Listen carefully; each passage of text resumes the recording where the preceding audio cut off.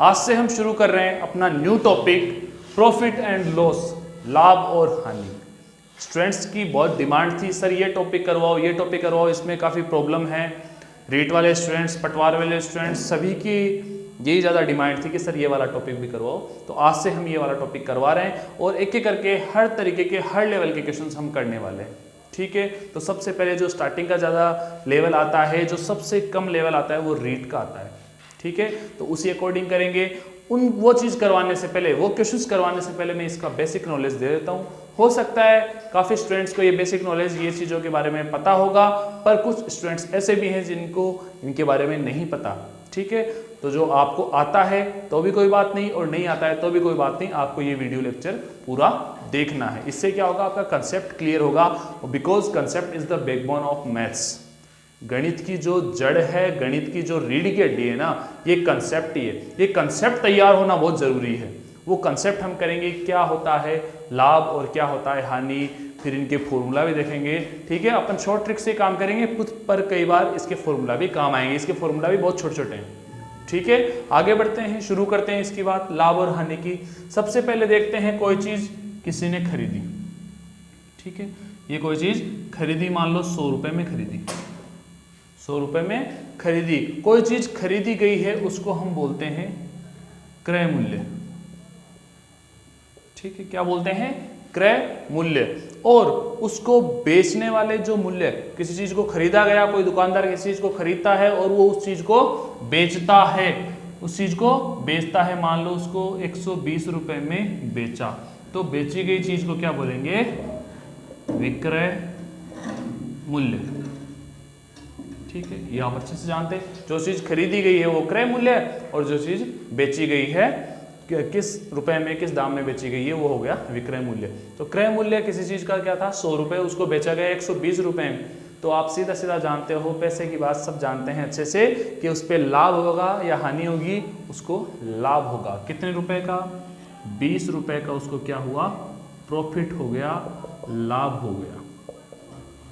ठीक है, 20 रुपए का उसको क्या हो गया, लाभ हो गया। ये कैसे पता चला लाभ, जब विक्रय मूल्य क्या हो, क्रय मूल्य से ज्यादा हो।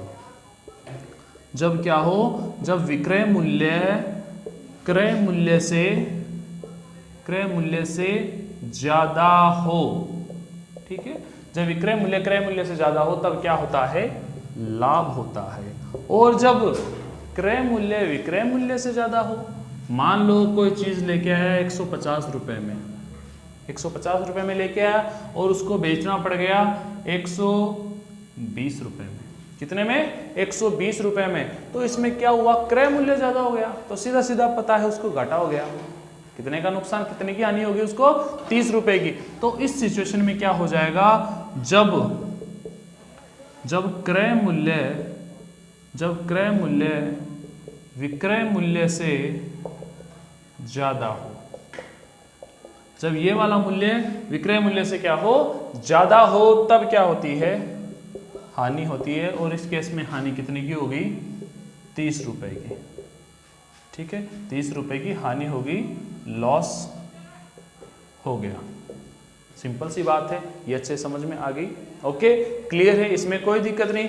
जब विक्रय मूल्य ज्यादा होता है तब तो प्रॉफिट होता है, जब विक्रय मूल्य ज्यादा होता है तब तो प्रॉफिट होता है, और जब क्रय मूल्य ज्यादा होता है तब लॉस होता है, हानि होती है। क्लियर बात है, आगे बढ़ते हैं। अगली बात आती है लाभ प्रतिशत और हानि प्रतिशत की।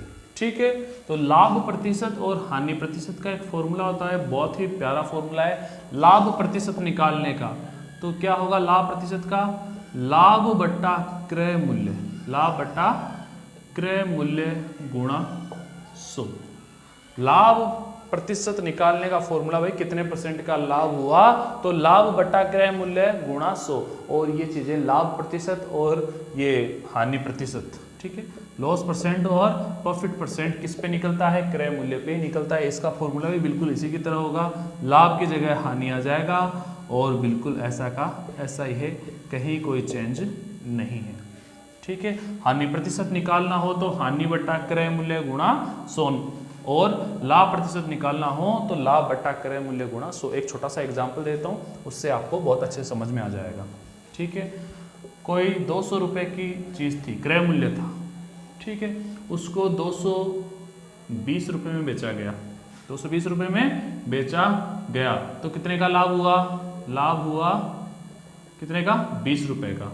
तो उसका लाभ परसेंट फाइंड करना है कि भाई कितने परसेंट का फाइंड, कितने परसेंट लाभ हुआ, तो वो इस फॉर्मूला से करेंगे। तो लाभ 20 बटा क्रय मूल्य कितना? 200 गुणा 100, 20 से 20 कैंसिल आउट, ये होगा 10, तो 10% का लाभ हुआ उसको।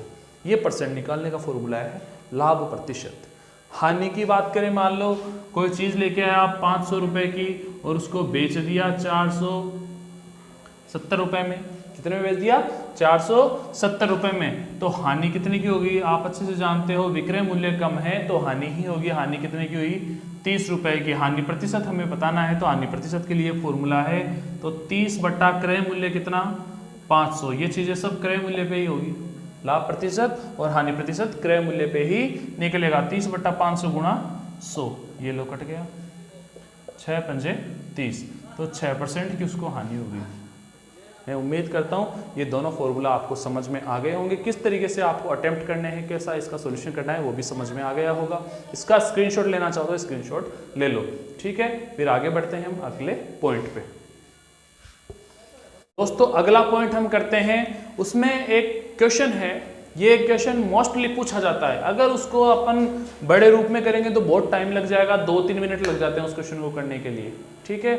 और अपन करेंगे शॉर्ट ट्रिक से, एक फॉर्मूला है, ठीक है, वो फॉर्मूला तैयार कर लोगे तो आपको फटाफट उसका आंसर मिल जाएगा। कैसा क्वेश्चन है देखना, मैं एक एग्जाम्पल लेके बता रहा हूँ कि कोई 2 वस्तु है, ठीक है, 2 वस्तु है और 10,000 है उसका मूल्य, ठीक है। मान लो 10,000 रुपये में बेचा गया है। 10,000 रुपये इनका क्या है? विक्रय मूल्य, दोनों का ही है। इसका भी विक्रय मूल्य 10,000 और इसका भी विक्रय मूल्य 10,000। और वो बोलता है, क्वेश्चन क्या बोलता है कि भाई एक पे तो 10% का लाभ हुआ, एक पे तो 10% का लाभ हुआ और एक पे 10% की हानि हुई। कोई भी हो सकता है 10% या 16%, 18%, कुछ भी।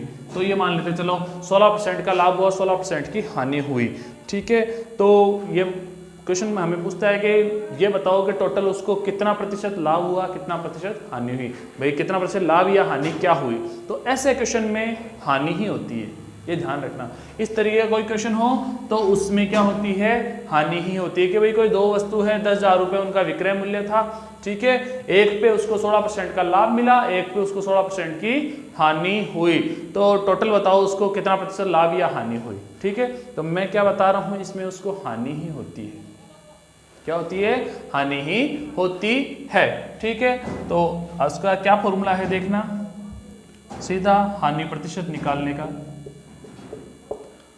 फॉर्मूला है उभयनिष्ठ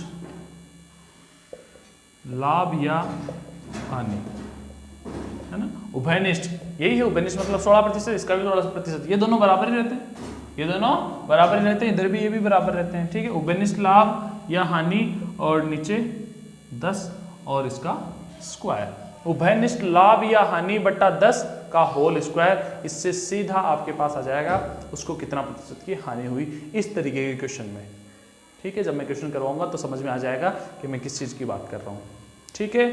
तो हानि प्रतिशत कैसे निकालेंगे, इसके अंदर ऐसे क्वेश्चन में हानि ही होगी। कैसे निकलेगा? उभयनिष्ठ लाभ या हानि बटा 10 की पावर 2, ठीक है, इसकी होल घात 2 है।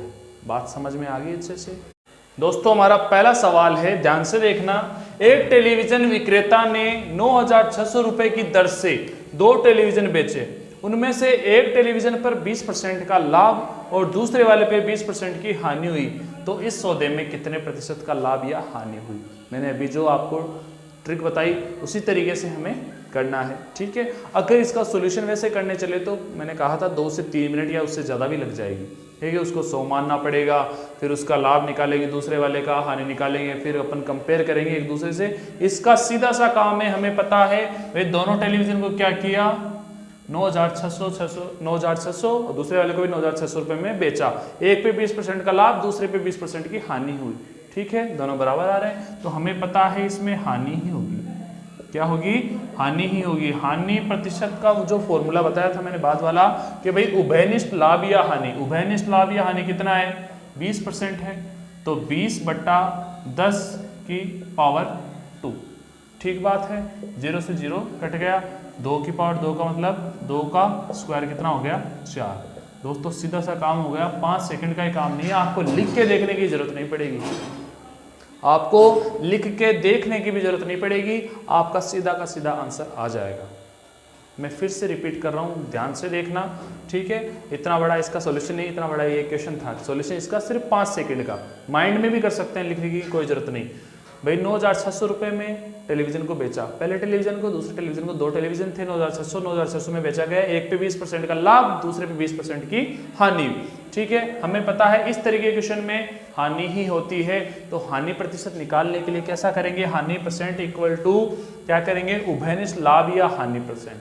उभयनिष्ठ मतलब जो दोनों में कितना परसेंट हो रहा है, 20% है तो 20%, तो 20 किया बटे में 10, ठीक है, यही था हमारे फॉर्मूला में, बटे में 10 और उसकी पावर क्या है 2, 0 से 0 काट दिया, 2 की पावर 2 का मतलब 4% की उस पर हानि हुई।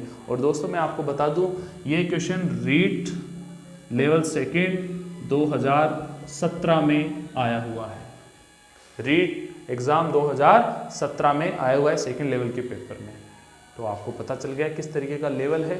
ठीक है, आप चिंता ना करें, आपको फर्स्ट या सेकंड इसी स्टेप बाय स्टेप चलेंगे। पहले स्टार्टिंग में जैसे रेट लेवल है, बहुत कम आता है इसका, हाई लेवल नहीं आता है रेट के अंदर, तो पहले वो क्वेश्चंस, उसके बाद में पटवार वाले, उसके बाद में एसएससी बैंक के, इस तरीके से अपन आगे बढ़ते जाएंगे। क्लियर है, सारी चीजें आपको देखते हुए समझते हुए चलना है शुरू से भी। देखो ये कोई जरूरी नहीं है कि ये वाला क्वेश्चन पटवार में नहीं आ सकता, बैंक में नहीं आ सकता, आ सकता है। ठीक है, ये कोई कंपल्सरी नहीं है, ये क्वेश्चन नहीं आ सकता, इस तरह के क्वेश्चन नहीं आ सकते, आ सकते हैं। ठीक है, देखना समझना आपको सारा ही है। ठीक है, आगे बढ़ते हैं, अगले क्वेश्चन पे चलते हैं।